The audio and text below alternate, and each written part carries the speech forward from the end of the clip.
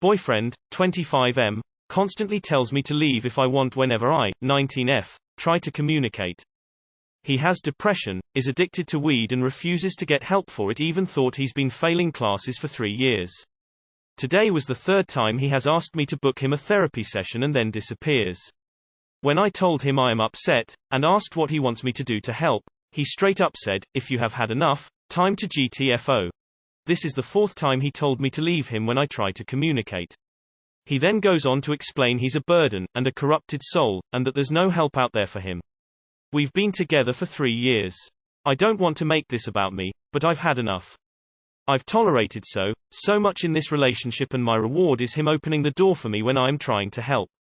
Will I be the bad guy if I leave here? Is it too selfish now to prioritize myself, once and for all? Too long did not read. Depressed, cannabis-dependent boyfriend of 3 years refuses to help himself or even communicate, tells me to leave if I want to instead of listening. Would I be selfish if I were to prioritize myself in this situation and actually leave? There's a reason he chose a teenager. Normal, decent 22-year-olds do not date 16-year-olds, but he knew women his age would see all the red flags. You're just now starting to. Believe me, when you're 25 you'll realize this was barely the tip of the iceberg, which means that at 19 you've outgrown your abusive loser of a boyfriend. Take his excellent advice and leave if you want to, and good riddance to him. P.S. Block him on everything after you dump him. There's no earthly way he's going to just gracefully and maturely let you go. You've already done more for this guy than most women would. You're not being selfish. There's nothing to feel guilty about. Pick up your feet and go and enjoy your life. I dated someone for 7 years much like this. Every time he told me he couldn't be fixed and I should just leave if I couldn't handle it, I decided to stay. He only started therapy and treatment for his alcohol problem after we broke up. His statements are manipulating you, and he will keep doing it.